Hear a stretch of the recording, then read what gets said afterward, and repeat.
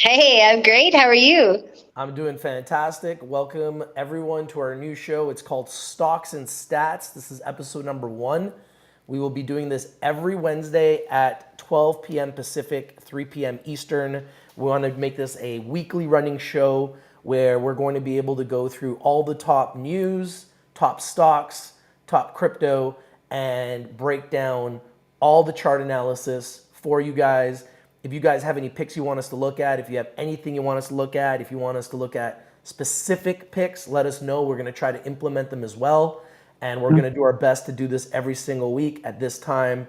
And hopefully, this can be a big benefit for anyone involved. And why don't we get it started, Amanda? So, the first one we're looking at is the SPX.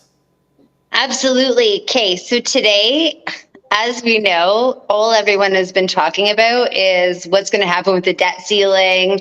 What do we do if they don't raise it? What if the US defaults? Like, that's been the topic of our conversation for a few weeks now, right? Yep. So, I think it's pretty important to resurrect history because, as we know in the markets, history does repeat itself. So, we have to resurrect history into where we were last time. I think there's plenty of ways for us to capitalize on this. We just have to be looking at the right things.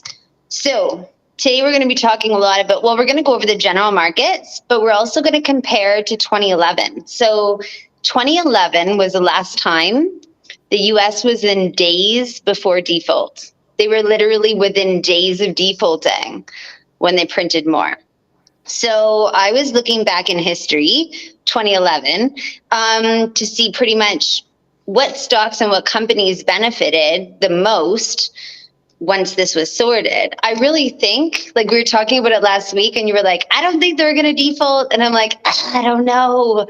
I don't know because I was so scared. But now I really don't think they will. Like, I mean, the talks are happening every single day, and clearly they haven't come to a solution, but I think they will probably at the last minute, which is likely going to be before we get back together again here. In which case, we have to set ourselves up for the best possible way to profit. So we like to enter, like as a team, and I know Rich TV Live myself, we like to enter stocks when they're low so that we can have max profit instead of getting left holding a bag. And so this is how we're looking at the charts today. So we're going to go over general markets, gold, Bitcoin, because those are the safe havens. Gold and Bitcoin. We're going to look at all the general silver. We're going to look at the Dixie. But also, a main big topic we're going to talk about is the oil and energy sector because they do run together. If the US is going to default, we're going to see oil stocks and energy stocks take like a poop. So we don't want that to happen, but the point is we can actually benefit off that. And that's what we're here for, is to benefit off a crisis. That's how strong investing works. And then we're also going to talk about what we do if they do. The best thing of this is we have Bitcoin.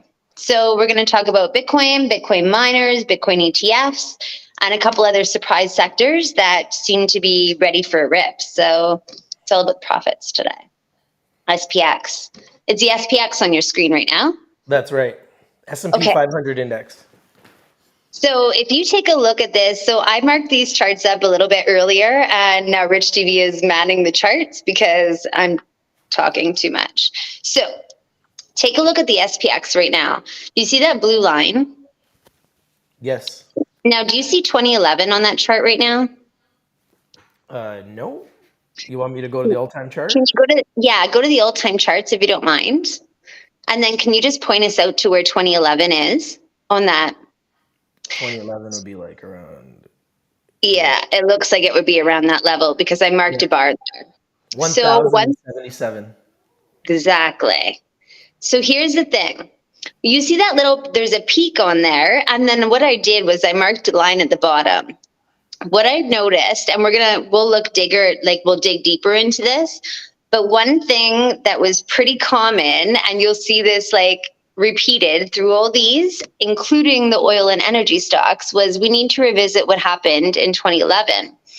So what I did was I took out my measuring tool on TradingView, and I topped the peak of that, which was pretty much March of 2011. So the peak was around April of 2011. And then all the debt started to pile up, and they were like, is the US going to default? They actually came within 3 days of default in August.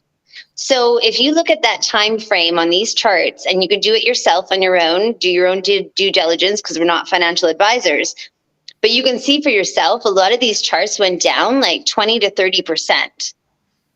However, in August of 2011, they didn't default because they came out, ripped up the printers, and printers went burr, all was saved. But 1 month later, we had September 11th. And we all remember September 11, right? Yep, of course. So I've marked the charts to August, which is when they decided to turn the printer on and not default. You will see a dip below that line. That dip just represents, and this will be on a lot of the charts, that dip represents September 11th. So anything below that blue line was that whole drama. As soon as that was done, it ripped to the moon. You see that? You could see the chart. So it went down here. It went down here to like 649, and then this huge move. Exactly. Then we had 11 years of go time. So I was looking at all of them, and the range is really between 20 to 35% throughout all the indices, except for the safe haven. At that time, Bitcoin was just beginning. Bitcoin was only alive for a year, I think, at that point in time. So gold and silver were the safe haven. So once we get into that, you'll see what happened there. What do we have next? NASDAQ? NASDAQ. So this is interesting. When it comes to history, and it wasn't that long ago, now I know you remember because we were trading live together all this time. When the pandemic came and everything was going insane, the US 30 was bottoming, the SPX was bottoming, gold was ripping, Bitcoin was ripping, but the NASDAQ actually held pretty strong. When I checked the 2011 on the NASDAQ, really, it was pretty weak. Like the pullback on NASDAQ was pretty weak because the NASDAQ holds the top tech companies. So that was a couple decades into tech, and we were really just rocking. So you can see I put a line there on 2011. The pullback on the NASDAQ was weak, and I expect it to be similar. So as I was looking at history, so we had the 2011 almost default. Then we saw the 2019 pandemic came. The NASDAQs stayed stronger than the SPX or the US 30. So yes, I do think that it's going to pull back more as we come closer to this. We're within a week of max pain, right? About a week of max pain, because they're saying default date is the 1st of June, which means Biden can just chill out and mess with everybody for a whole entire week, which can bring things down for us. The one thing that I noticed back then was it was about a 2-month recovery. So when I was looking at all the charts, can we go to the US, the Dixie actually? Let's take a look at the Dixie. So this is the US dollar index. Yep, can we zoom out to 2011? Yeah, can we zoom out to 2011? Yep. You see that area? Yep, in between the blue here, guys. Exactly. So when you take a look at 2011, what do you see? I see just a lot of volatility, kind of like trading almost sideways, up and down, just lots of volatility.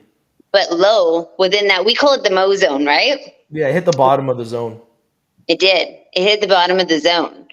And we saw that happen in 2011, and we saw it happen again in 2019.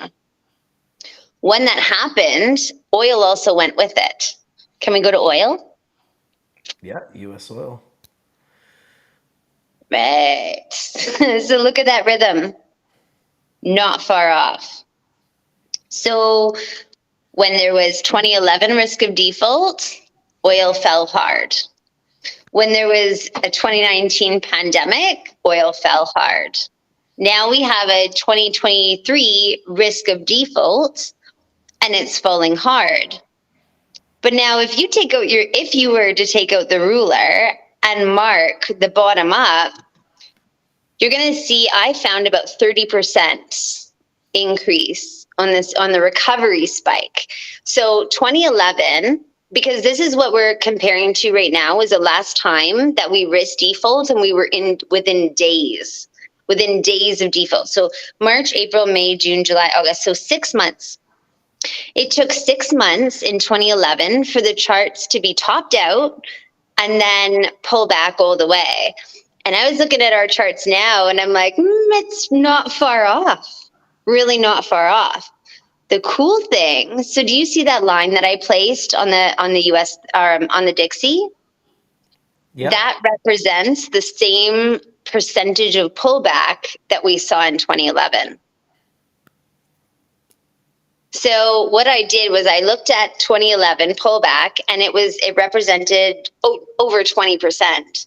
So what I did was I took the peak of recent, which was not too long ago, a month ago, on the dollar index, and I took the peak of what does it say there? Yeah, February. Okay, February. So a few months back. I took that peak of recent and I pulled back that same percentage amount that we had pulled back in 2011, which brings us to that blue line. I didn't make that up, but it really looks like a support level, doesn't it? For the dollar, yeah, here at $89. Yeah, yep. exactly. But that line represents the pullback exact percentage that we saw in 2011.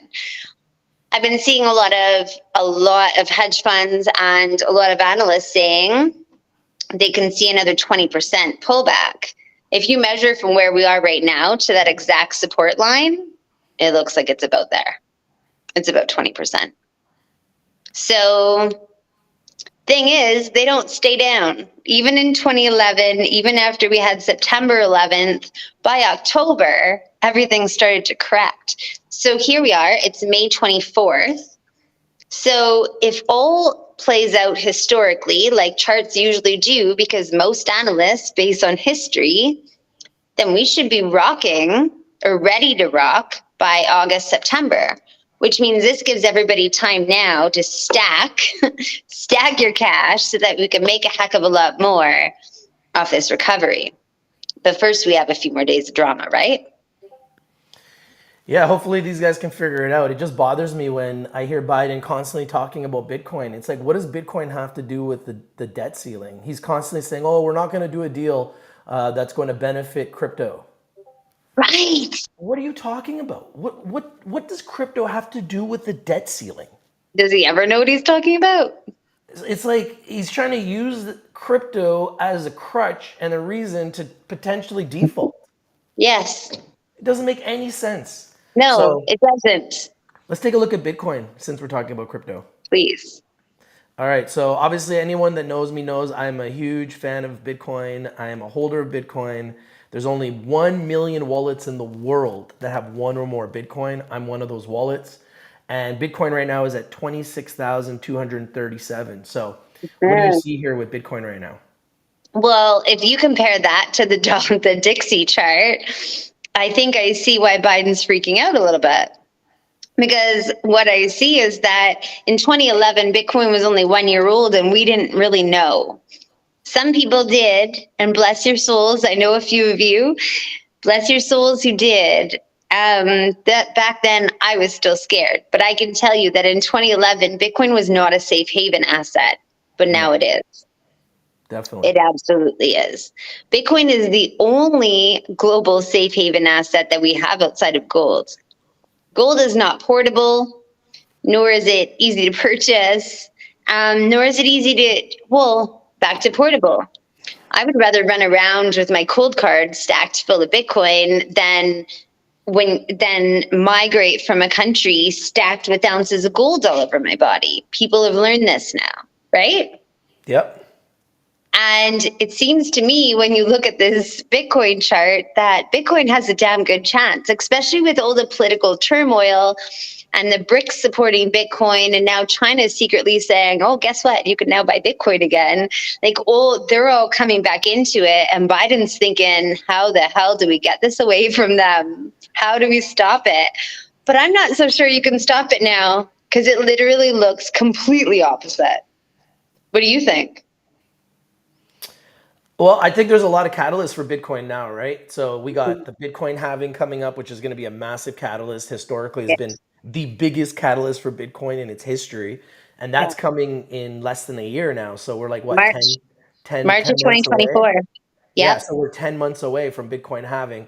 And typically Bitcoin starts its move before, which it's done already this year. Yep. And then it goes even crazier the year of the Bitcoin halving, which will be next year.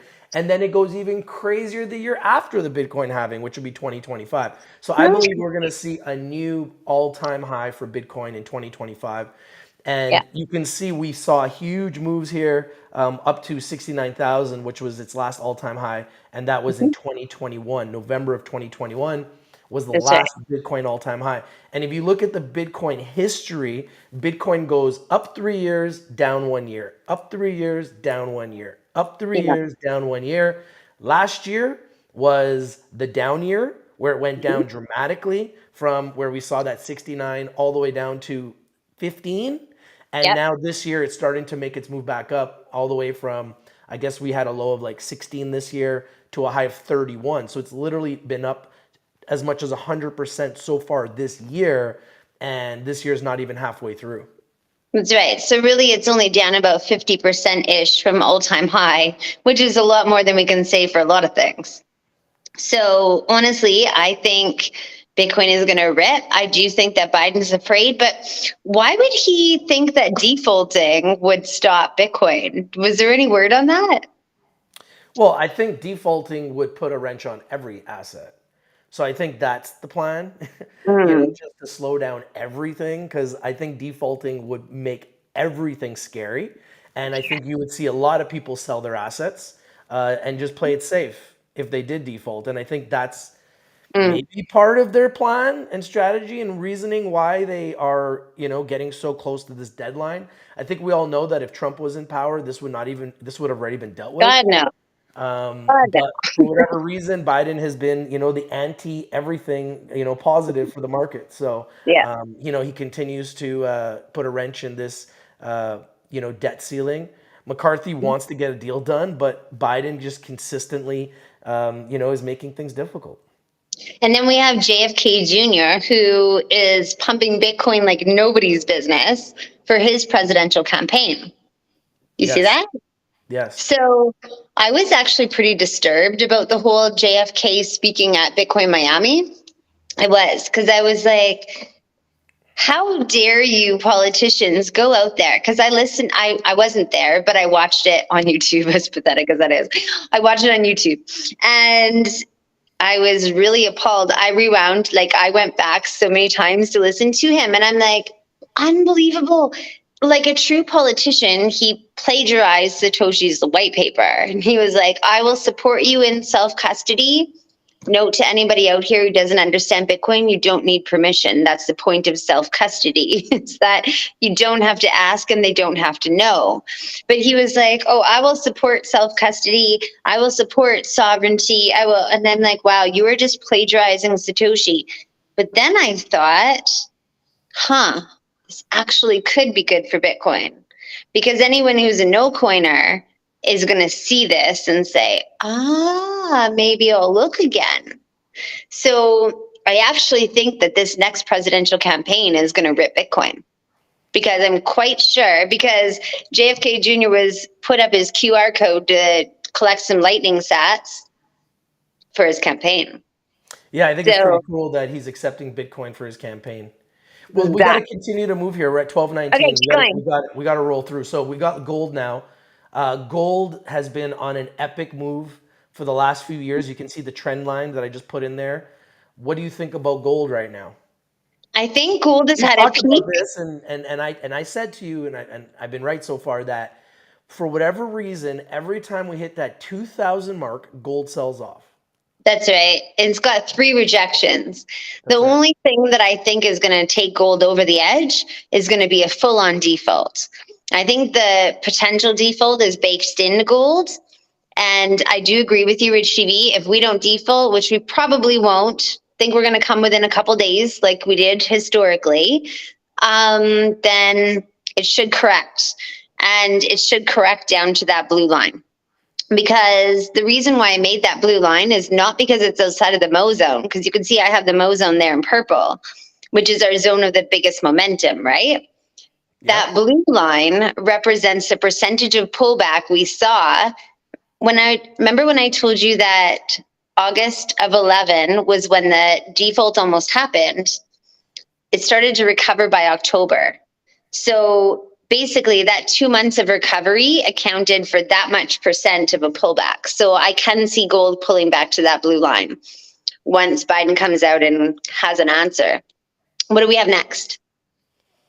Oh, sorry. I was just looking at some of the messages here. We got a lot of messages coming through. Yeah, okay. Silver, currently at $23.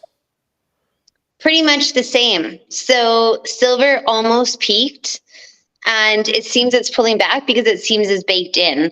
Like we had a live stream with our private members, and we were talking about gold and silver, and we've been talking about it for quite a while now. And it was a couple months ago that we said, we pulled up some stats where so many countries are buying up gold and silver in record amounts. I think that got baked in. I'm pretty sure that's already baked in. All right. Now we need to talk about stocks. Yeah, let's get into energy stocks here. ExxonMobil. The reason why I brought up, so we have oil and energy in this next section. And the reason I brought that up is because this is what stands to suffer most when a default is coming. So again, like I said before, last in 2011, all the pullbacks started in March. They started in March and they carried through all the way till August when they printed more cash and raised their debt ceiling. Now, it seems to me that we're seeing the exact same setups happen in oil as they did in 2011. So that blue line represents approximately a 30% pullback, which is what we saw in oil and energy sectors in 2011. That's not far from where we are today. There we go. Yeah, there's that. Not far from where we are today.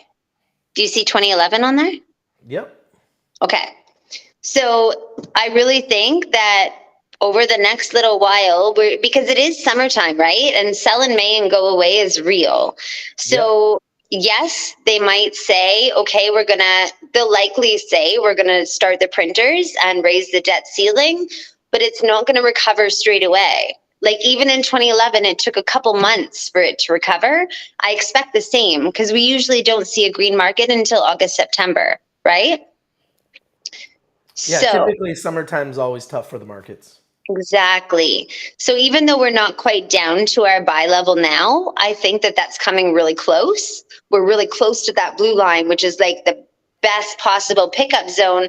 If you are to pick up at that zone, you got about 30% in there. So around $92 is where Amanda thinks is a good entry point. Exactly. What do we have next? All right. So next one is ConocoPhillips. ConocoPhillips. Same story. Can you zoom out to 211? Yep. Do you see that little purple square I put? Yep. That purple square represents the fear selling that happened before the risk of debt. And that represented close to 30. It was about 30 or 35%. Now, because we've gone higher over the last 11 years, 12 years, clearly it represents a larger amount now. However, look how close we are. The bottom of that Mo zone box represents a 30% pullback. Yeah, and we're already almost there. We're pretty much there. That's right. So that's juicy. To be able to get a stock of this price and have a 30% profit in it waiting for you, it's pretty damn juicy, right? Oh, yeah. So this is what Amanda's talking about, is this pullback right here. Yeah, exactly. It's exactly what I'm saying. So it looks small, but when you measure the amount of what you put in and what you get out of it, it's pretty legendary. And if you see what happened after 2011, it kept going up and up and up.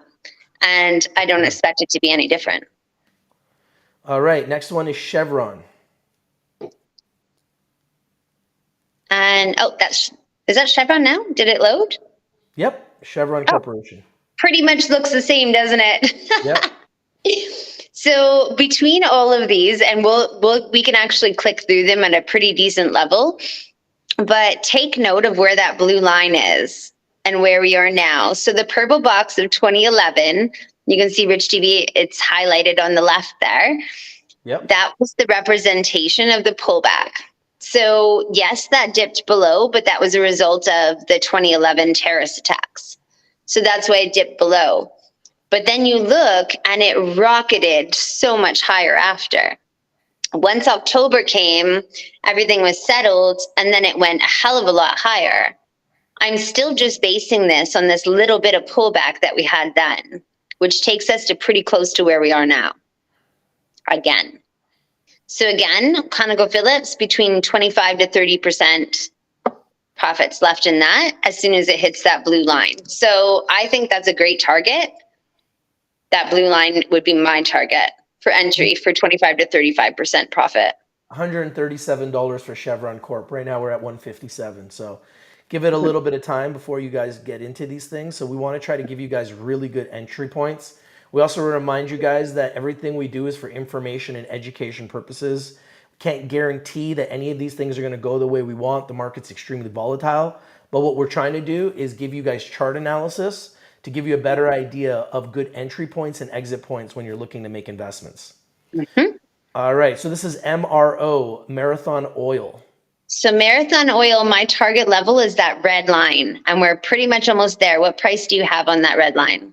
$22.64. We're currently at $24. Beautiful. We're pretty close. Yep. What's next? Suncor. So if you guys were looking for that, we think that after it gets to this point could be a good entry. Now, it doesn't mean it can't go lower than these points. It absolutely could. These are some of the entry points that, you know, that Amanda's been putting together. She thinks would be a reasonable entry point for a trade. This is Suncor Energy, as you guys can see, currently at $39.30, and the red line is at $37.27. So getting close to that red line as well. Getting really close. So some of these take a little bit longer, but as we know, historically, these sectors all trade together, and you can actually just trade them in a rhythm. So you'll notice that some are ready and some are not. If you're playing ones that are ready, and then you get a nice little wick candle, you can pull back that, cash out, and hold that until your next one's ready. Because some of these aren't going to be hitting that Mozone level until August, September. But this gives you a little bit of time to save and make your plan. What do we have here? This is a new one. I've never seen this one. Athabasca Oil. I'm writing this one down. ATH. Athabasca Oil is a Canadian-based company. Okay. The reason that they're pulling back hard right now is they've had to stop some production and pipes because of the Alberta fires. So the Alberta fires ended up being a crazy arbitrage opportunity.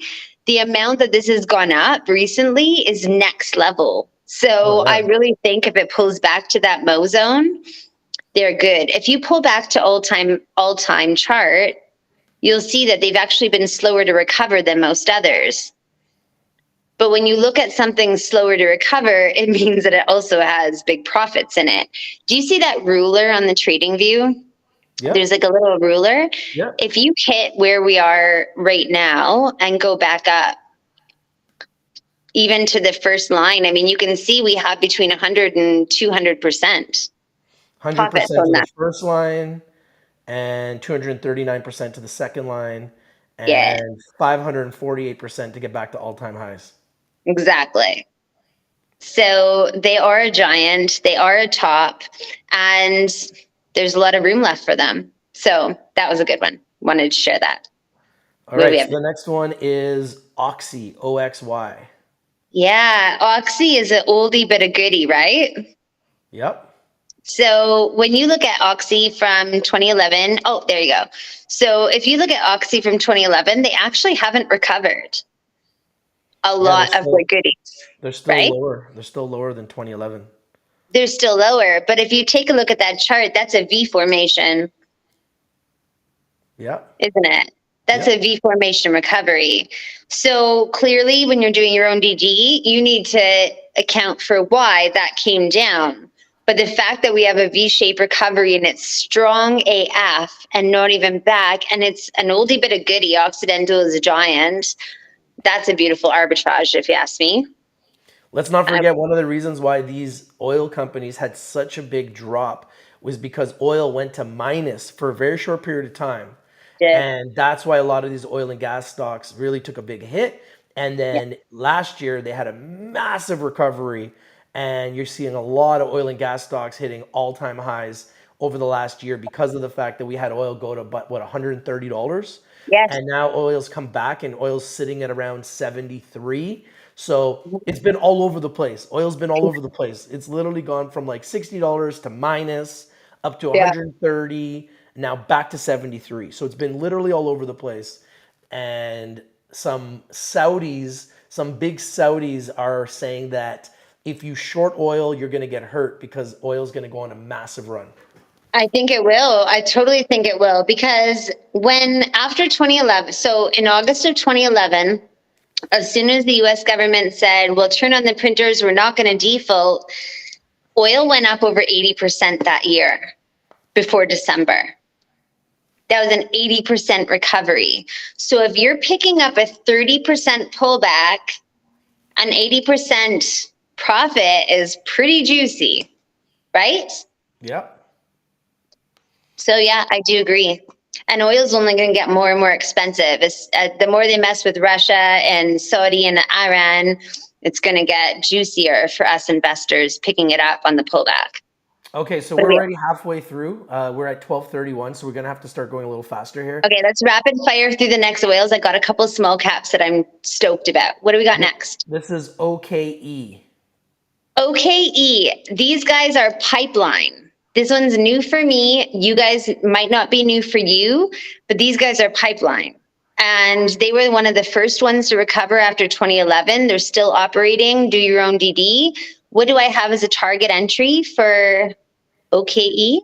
$50. Perfect. Next. All right. And it's good. It's always good to write these down. I've got my pen in my hand and I'm writing down some of the picks that are new for me. I suggest you guys do the same. This is Enbridge. Okay, Enbridge is almost back to that red line. So that red line represents the pullback percentage amount that we saw in the last potential default. We're almost there. So if I'm going to set a target, I would set it within that Mo zone, which is either that red line or the bottom of the purple. You see the little vomiting emoji? That was the pullback of 2011. So yeah, so the Mo zone that Amanda thinks is a good entry point would be between $42 and $47. Exactly. All right, VLO, Valero Energy Corporation. Valero. Nice pullback on Valero, but not enough. So I've been seeing a lot of analysts pop out Valero and say, this is your next, this is your next. I don't think it's ready yet. I think it'll be ready when it hits that red line. It could happen by August. So it's a good idea to put on your watch list and watch for that target. What's the target? $71, $72 target. Awesome. VLO. It's coming. All right, CNQ. Canadian Natural Resources? Yep. Way high. I think if you're in Canadian Natural Resources, yes, it's been on the news. It's been, analysts have been saying, look, go. I'm not so sure. To me, it looks like it's in a profit zone. I think if you're in this, it's in a take profit zone. I won't even target it right now. Next. Okay, next one is TPZ, Topaz Energy.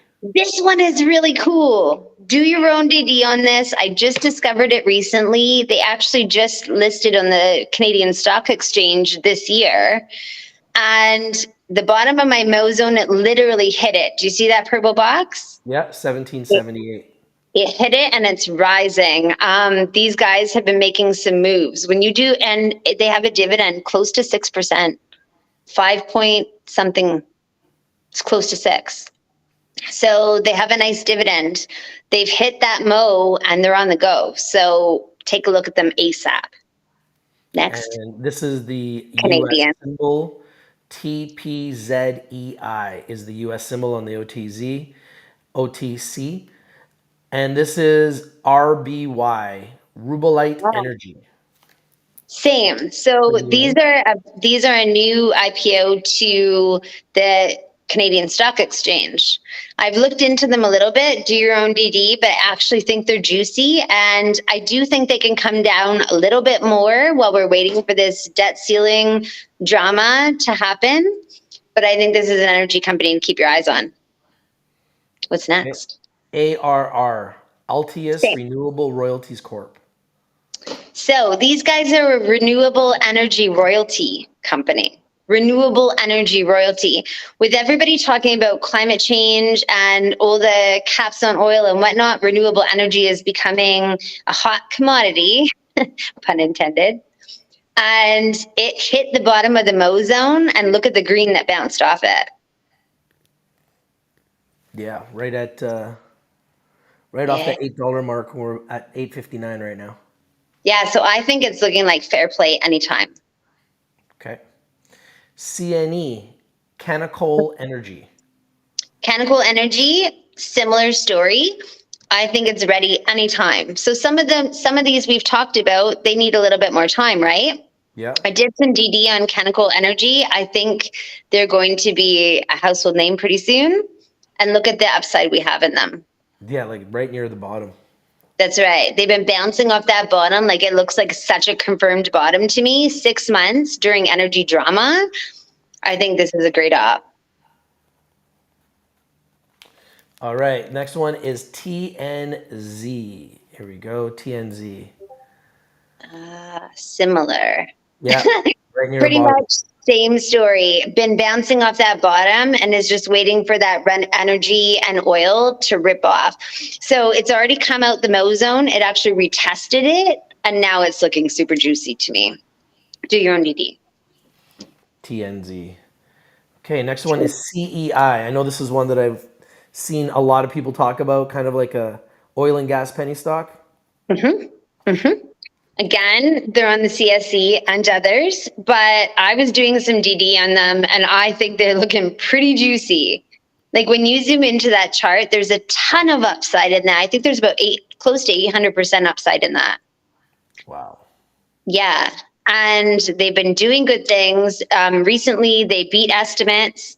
So, yeah, I think as soon as oil and energy rip, people are going to go to the big guys, and the rest of us, we go to the small guys because we know there's a bigger upside in a lot of small guys. So, yeah, you can get your 30% in Occidental, but you might get a few 100% also playing a little guy like this, who's not so little. It's just that the chart is. Do your own DD, but I like it a lot. What do you got percentage-wise there? 390%. Not bad, hey? Yeah, back to all-time highs. Yeah. All right, HEVI. Heavy. So this is a new stock on the Canadian Stock Exchange. So they've been around for a long time, but they're new to the CSE. So when I saw that come up, I was doing a little bit DD. They are renewable energy, which is a big deal when it comes to even election time is coming. We know that AI and electric vehicles and climate change is going to be the top of everyone's campaigns. This is where we capitalize. Next. I like it. ITE. It's the name of ITE. It just says ITE. It doesn't show the name. Okay. If you scroll down a little bit on the trading view, over on the side where you have it, where all the Energy. I3 yeah. Energy. Yes, i3 Energy. These guys impressed me a lot. Can you zoom in on the chart a bit or go to maybe the 1 year? Yep. There you go. So they've been creeping up.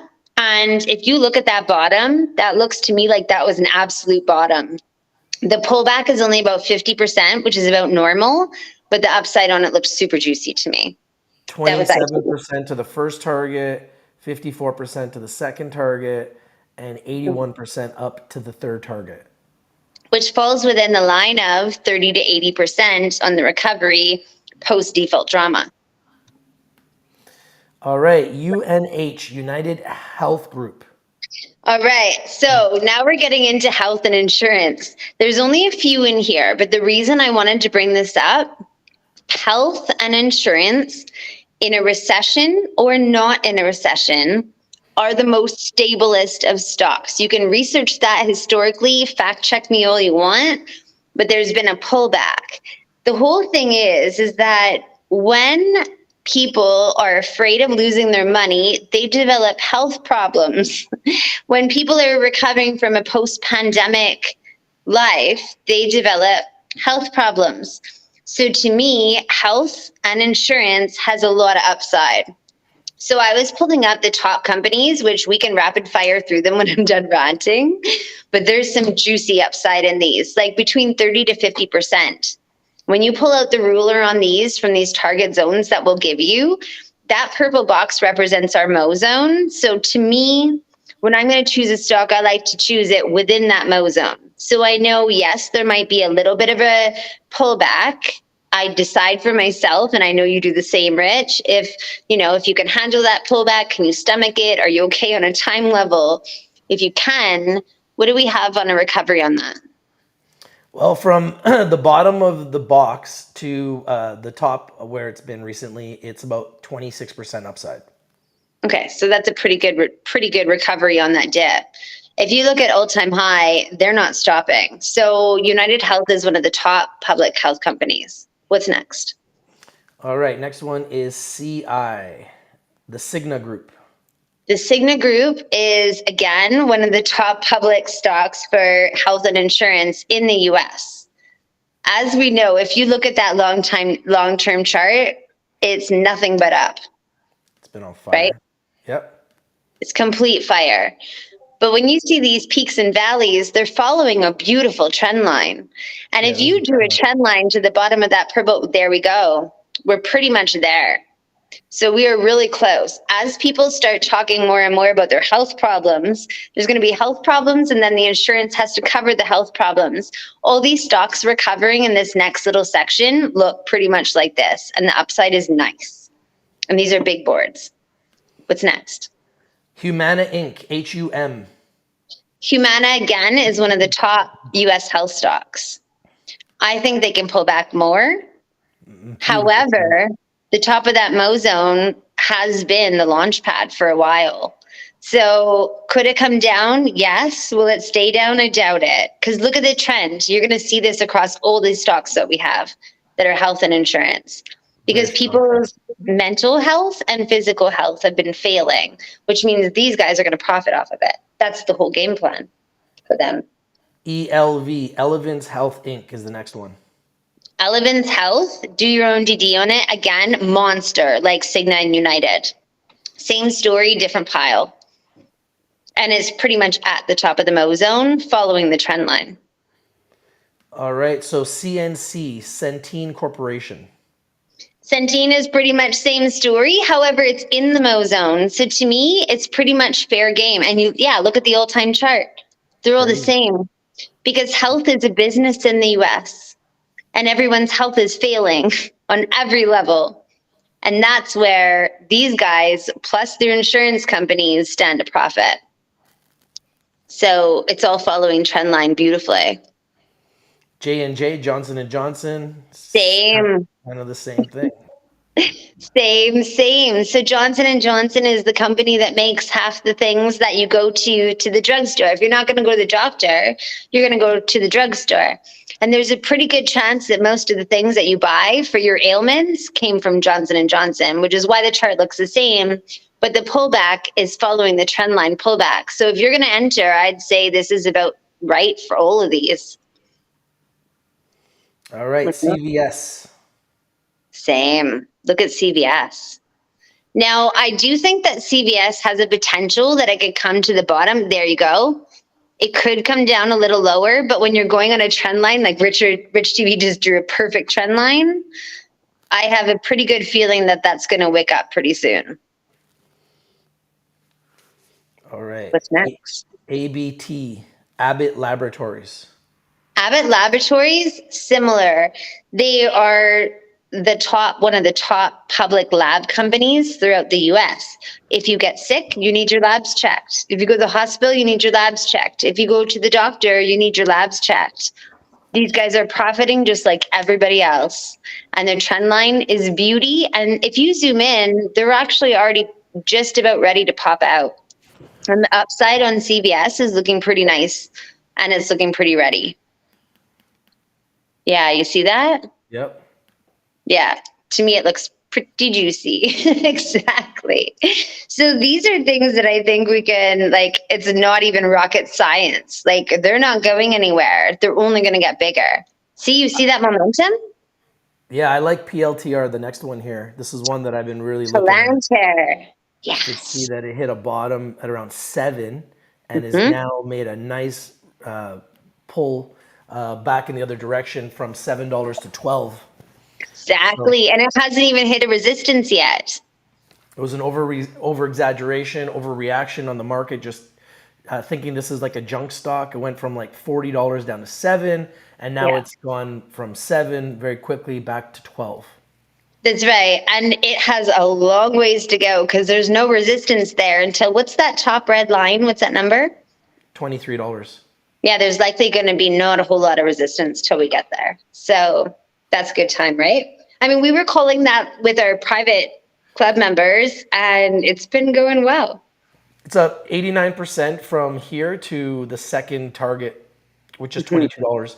And this is actually one of my top 10 picks. When it was at $8, I called this, and now it's at 12. It's one of my top 10 Nice. picks. If you go to my top 10 videos from a couple months ago, called this at $8 when it was at that zone. I felt like it was heavily oversold. And I It remember was. going into the mall and I saw a Palantir store there, and I saw all of their bikes there, and I was like, maybe this is gonna go, and it Yeah. has. So Yeah. I don't think They that they're gonna restructured. disappear. Hmm. All right, this is a stock called Gold, Barrick Gold, one of the biggest gold companies in the world.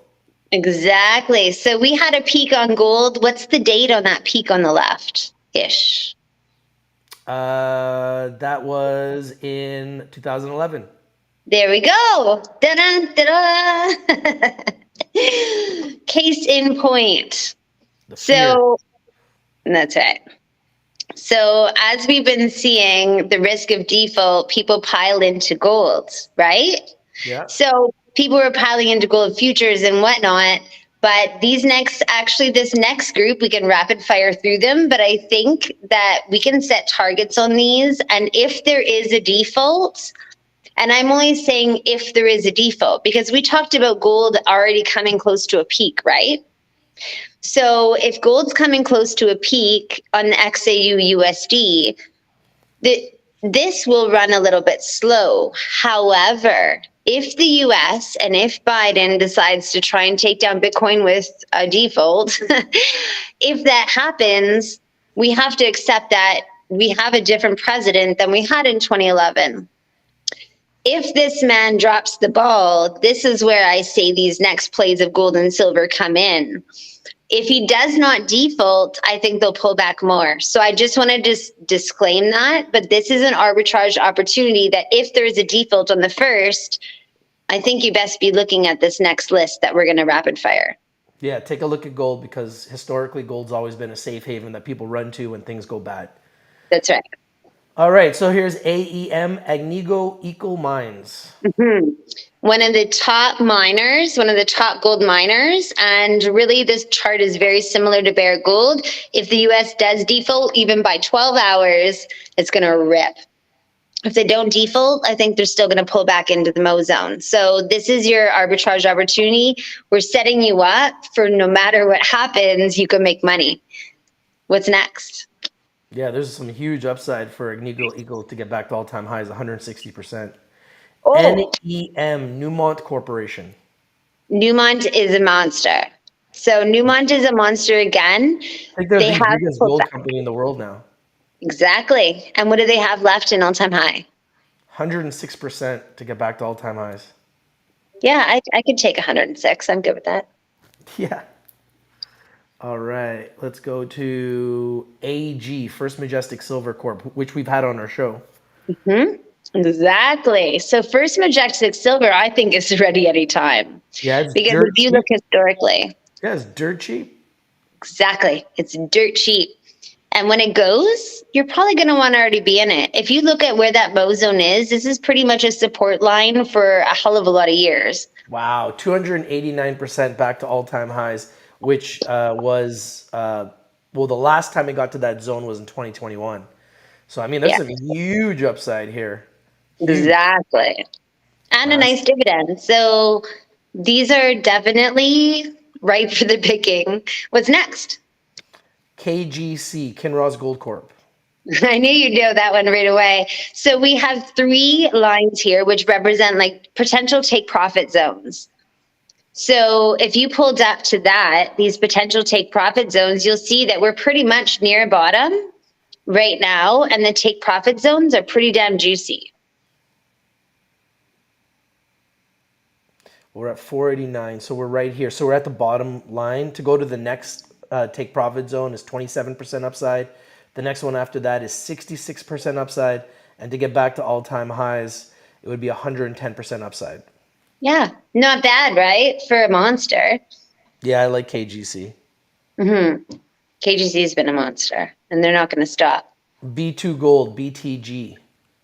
BTG is actually, they used to be, one of the smaller guys. Now, their chart is one of the smaller guys, but on an analyst level, they are not. So do your own DD, but there is a lot of upside in B2 Gold, and they've been doing really well on a business level. Like, I think they're going to rival Kinross one day soon. Wow. What do we They're have on at 91% upside to where it was just a few years ago. Yeah, and they're just retesting that Mo zone. This is B2 Gold in America. The symbol is BTO. Sorry, in Canada it's BTO, and in America it's BTG. Yes. Okay, and Pan American Silver, PAAS, currently at 1535. And you can see kind of near this bottom zone. Exactly. And I think this looks so juicy. the upside for them, for where they are today, to get back to where it was in 2020, 172%. Oh, well done. I really like these guys. I'm writing this one down. Yeah. I always write down the ones that I'm interested in, and then I'll write like a little note, like put a little star beside if I really like it. Or if it's at a bottom, I'll write down finding a bottom. If it's at a 52-week low, I'll type in 52-week low. So I'm always trying to get an advantage in the market. So when you guys are looking at these picks, it's always a good idea to write the ones that you're interested in down, and then do your research and due diligence before you buy anything that we talk about or discuss here. I just want to make that clear. Do your research, do your due diligence before you buy anything. A lot of weird things can happen in the market. There's volatility. Things can go different. Bad things can happen. Companies can get sued. Weird things can happen that can change the direction of the market. Like, for example, a debt ceiling collapse or default, which should never happen. But when you have an administration like we have right now, weird things happen. That's Okay, right. this is FSM, Fortuna Silver Mines. Yes, Fortuna was looking just as juicy as Pan America to me. Wow, 209%. Massive Yes. upside here too. Beautiful upside. FSM, Fortuna Silver Mines, FSM. Okay, next one is WPM. Wheaton Precious Metals. Yes. Wheaton has peaked out, and it actually looks like it has a triple rejection similar to gold. So I wanted to mention Wheaton. I know that we have some members in it. I think Wheaton is in a take profit zone, really, and I think it needs to pull back. So I just wanted to alert that. Yeah, so earlier in the year, I felt like gold was going to be really hot. I got into gold. I traded gold. I made money on all my gold trades. I'm in one still that hasn't gone well, Augusta Gold. But all the rest I made money on. I did well on. And then I felt like gold was hitting its point where it was overbought. And I got out. And I've been right, because since then we haven't seen gold get past that 2060 zone. And we're just sitting at 1950 or so. So always kind of look at charts and trends and try to understand the patterns. You don't want to be buying anything when it's at all-time highs. Okay, you want to stay away from buying things at all-time highs, and it's one of the biggest mistakes that investors make. Okay, so this is SBSW. Never heard of these guys. Sebenye Stillwater Limited. These guys are a metals company as well. So gold and silver. Do your DD on them. I think you'll be pretty impressed. I think anywhere in that Mo zone is fair game, but they're just about ready. And you can see here the upside to go from where it is today to where it was in 2020, not too long ago, about 176% upside. Huge upside. Exactly. They're Swiss based, but they're on the New York Stock Exchange. So that's why I like them. All right, this is Torex Gold, TXG, another one that I've never seen before. So they have a good dividend. Excuse me. Can you scroll down where it says Torex Gold, and then scroll down? You'll see where the dividends are. Yep. Dividend yield doesn't say. Oh, snap. Maybe I'm wrong on Torex. Lo siento. That means I'm sorry in Espanol. No dividend. It So doesn't it's say it's a no-go. TXG. Torex is TXG in Canada and TORXI in America. You got it. Now All what? right. All right. All right. So VGCX, Victoria Gold Corp. Again, another monster, pretty much in the Mo zone and ready for a mad rip. What else do we have? Huge Good upside here. prices. The upside to get back to where it was in 2021, 177% upside. I like this one. So it's like 100 to 200% all across the board. And in Because America, the symbol is VITFF. Mhm. One thing that I think people weren't realizing is that yes, a lot of countries were stocking up their gold, but when the countries are stocking up their physical gold, that now has to be mined and produced to replace it. So these are the companies that are going to mine to produce to replace it, and that's why we're saying there are opportunities. All right, we only got a few minutes left, Amanda, so we're gonna have to rip through these. So Okay, that's right. CXB, Caliber Mining Corporation in Canada, CXB, and in America, CXBM, and 80% upside back to where it was in 2020. All right, and this is the US side, CXBM. Next one here is Perseus Mining Limited, PRU in Canada, PMNX in America. PRU. Just want to write that down. You can see the trend line going up. That's the US side right there. All You right, got it. and next one is ARKW, ARC Next Generation RW. Internet. I needed to resurrect Kathy Wood because this is looking juicy as hell when it comes to AI and Web3. That's what this next rapid fire section is, AI and Web3. Now you're going to see the charts and you'll hear Rich TV rip through them. Mark your targets, go back and rewind it if you need to, but these are Web3 and AI, and you don't want to miss these. Go ahead. ARKW, 302% upside here. ARKW, 302% upside. Mm-hmm. Massive to get back to all-time highs where it hit in 2021 when tech really had a huge run up. Here's Exactly. TE Connectivity Limited, Juicy. I and love this upside one. here is 37% back to where it was in 2021. Nvidia been one of the greatest trades over the last, I would say, since October. You can see Yes. this huge move. Since October, it's up 191%. Mhm. This has been And one I of the think it's going to biggest. break it. This is a This is beautiful momentum this trade. has been one of the biggest big boards so far of the last 6 to 8 months, Say. up almost 200%, and mainly due to AI, artificial intelligence. Mhm. Because I would say that artificial intelligence has been like the biggest That's buzz. it. That's the sector that we're talking about, Web3 and AI. You Right. better get on it. That's right. This has been the year of artificial intelligence. This is Exactly. IBM, obviously a huge name, big dividend, big company. And you can see here to get back to the highs that it hit in 2013. The upside is, let's see here, 65% upside to get back to those highs of 2013. Pretty good for a monster. There's Microsoft, another major player. Love Microsoft.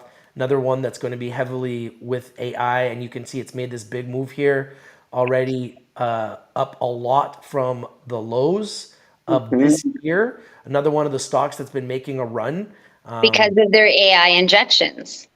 and there's a little bit of upside here to the top, about 12%. So just be careful. For me, I would wait for a pullback before getting into Microsoft or Nvidia, any of these stocks that made these big runs. I'd wait for a pullback. Mhm. Agreed. Here's Square. I know we both are big fans of Square, I got my and square. I've been in it for a few weeks now. Now I'm just waiting. I've been waiting on the bottom, but I'm patiently waiting because I know it's good. 371% to get back to where it hit in 2021. That's right. Massive, massive upside. Here's Unity Software. And for them, the upside is 569% back to where it was in 2021. They're big in supporting AI and Web3, so keep your eyes peeled on Unity. Yeah, that one actually looks really good. I know, it's juicy as heck. That looks really good. Apple Right? was one that I bought earlier this year, sold, made profits, been an amazing, amazing trade. Apple Yeah. is a 3 trillion market cap company, one of the biggest, best, strongest companies in the world with a lot of cash on hand. You can see the Mhm, trend line very, very strong. mhm. For me personally, I would wait for a pullback, but another one of those companies that's had a monster year. Like you could see in the last year, you could see Yeah. this trend line. It hit 129 where I actually got in. I got out about 140-ish, and now it's just continued to go higher. It's at like 170. So for Yeah. me, I'd like to see it pull back to that like 120 zone. And if Yeah, it pulled back, 125 has been totally the play zone for so long. yeah, So that's where coming I in to get take in. profit zone. I've been getting Mhm. under 130, 120, and then selling it at 140, 150 or higher. And Well I got done. out a little bit too soon. It's been just running up here. And but I do believe at some point it'll probably pull back because it seems like it's kind of high now. Yeah, totally. Very close to all-time highs here. If we go to all-time highs on Apple, you can see the all-time high is 180. We're at 171. So there isn't Mhm. that much room to go higher, but another one of those companies But the that's done well. momentum on it is strong. So if you're a momentum player, just know where those tops are. Amazon, another one that I've been trading and I've been making money with and trading with, and you can Yeah. see it's just starting to come out of the Mo zone. With And strength. let's see here, the There's upside for really no Amazon. resistance until that red line. It's just pretty juicy. Yeah, so 20% up, and we both love Amazon. We Yes. loved it under 100 more. But you Mhm. can see here, we've been talking about Amazon. Amazon was in my top 10 for the month. It's having a massive month. So was Yeah. Google. Google's also having a massive month. And you can see the upside is 20% to the first target, and the second target, 51% for Amazon to get back to the second target. And to get to all-time highs, 60% on Amazon. And I believe we will That's get right. there. That's right. And with the US, Biden's put out quite a few grants for AI. All these lists ahead of Google, because he's going to pull out Google now, they're all going to be beneficiaries of this AI grant, except for ArcW. Here's So, Google, another one that I put in my top 10, another one that I've been trading. I did sell it just recently, took profits. It's going even higher now. There's 23% upside for Google to get to all-time highs. mhm. Here's AI, one of my top AI picks. It's been one that Geez, I've been sweet. talking about. I've been putting it in my top 10 consistently. It's doing this bounce where it kind of bounces around from 20 bucks to 30. It's kind of That's doing right. that. But the bounce is a 50% bounce. That's right. Does these big moves up and then down and then up and then That's down. right. I'll So show you you got to this. play the rhythm on these next ones. It's all about playing the rhythm, learning their dance, but it's right here in your face. See this up and down I'm showing you guys? I'm showing you the trend line. Up and down, That's up right. and down, and then up and down. Now, why is it not able to stay up? Because they're just not profitable yet. So Just you a new have to know sector. that. So you have to know that. So this is a lot of hype. So Mhm. to be safe, I would not buy this unless it gets back under 20. But if it gets under Absolutely. 20, I would definitely take it for a trade. I was looking for a trade right before it ran and I missed it, but I was going to buy it at 20 and it's already back to 27. And it seems to start getting resistance between this 27 to $30 range. So if you It got does. in at like 17 to 20 and you're at 27, I'd personally be looking to take profits and wait Oh, for it to go. same. And then waiting for it to come back down. This That's is the right. dance. So play the dance the way it is. Don't no need to make a new one. That's right. This Is is that MWRK? Yep, this is I MWRK. traded MWRK this week. Da-da, da-da. Well, I started last week. So Rich TV said, "Oh, disclaimer, it's at 6 cents, but it's actually now at 13. Are we 13 now? Well, we were 13. Well, it's at 10. Wait, It's at it's 10. been going up and down, same as AI. Not a good time, not a long time. You treat it Yeah. like a hoe, not a wife. Yeah, it hit 21, came back down. So it's been bouncing between like 8 cents and 20 cents. So That's for it. a day trade might be an interesting one. You know, pick it up at 8, sell at 15 type of thing. Exactly. All right, so we're down to the last few here. Yeah, Lemonade and Sound pretty much the same. The dance is the same as AI. The dance is there, and you just got to find that low part and then sell at the high. And you're going to accumulate. 94%, 94% upside on Lemonade to get back to its highs Yeah, of 2022. yeah. All right, this is Not another AI stock, SOUN, SoundHound AI. This was in one of your top 10s. Yes. Now they've been playing the dance up and down, but now it's starting to hold a pretty decent looking momentum. So I wanted to alert us on that. But that 166%, resistance line, 166% upside back to all-time highs. yeah. All right, so we're already past time, so we're gonna have to rip through this. So Okay, we'll rip through. What's this one? DHGI, Same. DigiHost Technology. Web3. Web3. Okay, and you can see very, very choppy here, but some upside to get back to the next target here. MSTR, MicroStrategy. Out of the Mo zone, ready to go. MicroStrategy, go watch his last keynote on Lightning, and you'll see why MicroStrategy is going to be the biggest monster in Bitcoin holdings. 332% upside to get back to all-time highs. You got it. All right, here's MELI. Mercado Libre, which is the Amazon / MicroStrategy of Latin America with a very large population. Do your own DD. I'm stoked about them. All right, all right. And CBIT. So Canadian Web3. Nice. 900% upside back to all-time highs. Wow. Yes. BITF, I know that I personally own this one. Do you still own this? I do. And I bought back in. I sold it I had needed to average down on my BTBT. My BTBT went green, so I took half off and got back into BITF. So BITF is the symbol in Canada and the United States. 800% upside back to all-time highs of 2021. Mm-hmm. Okay, this And is then- Hive blockchain, HIVE in both Canada and the United States as well. 900% upside to get back to all-time highs of 2021. Now, I believe a lot of these will get back to those prices because Absolutely. that's And when quickly. Bitcoin, 2021 is when Bitcoin hit its all-time high. If That's right. Bitcoin hits its all-time high again in 2024 or 2025 or higher, these are the types of plays that can make you a fortune. Exactly. BTBT, full disclosure, I do own BTBT. Same. 1,000% upside to get back to all-time highs of 2021, folks. Mm-hmm. Here's Hut Mining, same symbol in Canada, United States. Hut, HUT, 764% upside in Hut if you get in. You see how fast those spikes were. There's BITO. This is a Bitcoin ETF. Oh, Bitcoin ETF. These next 4, maybe 5 are Bitcoin ETFs. One thing I wanted to say about these Bitcoin ETFs is these next 4 do not own any Bitcoin on their balance sheet. If you buy this ETFs, you do not have Bitcoin in them. They're buying Bitcoin miners and other Bitcoin supporting companies like Web3. Perfect. 182% upside to back to all-time highs, which is when Bitcoin was at about 58,000.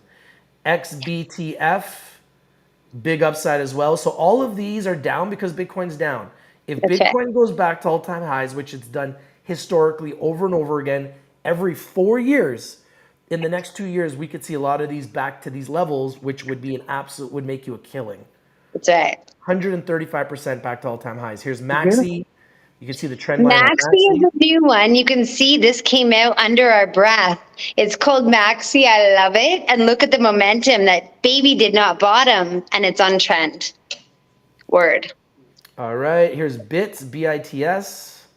I like it. Coming out the Mo zone on the way. And you can see back to all-time highs, 240%. It's new. And last but not least, DeFi. DeFi is also similar. It's a Web3 and Bitcoin ETF. They don't own Bitcoin on their balance sheet. They support Bitcoin and Web3 companies. Testing trend line, and that trend line has been strong, look historically. Maxi and this one, I think, are like 2 ones that I really need to dig into soon. All right, so that's our list. Thank you so much for everyone that's been watching. Amanda, thank you for your time today. Thank you for you. the list. And thank you for watching us on Stocks and Stacks, episode number 1. Every Wednesday at 12 p.m. Pacific, 3 p.m. Eastern, we will be coming live and going through the charts of all the top stocks and cryptos that we think you need to look at. And thank you for watching, everybody. We'll see you again next Wednesday at 3 p.m. Eastern, 12 p.m. Pacific. And Amanda, once again, thank you for joining us today. Yeah, thank you. It was a goodie. See you next week. Oh, and also, just so you guys know, Amanda is in Mexico and selling homes in multiple countries.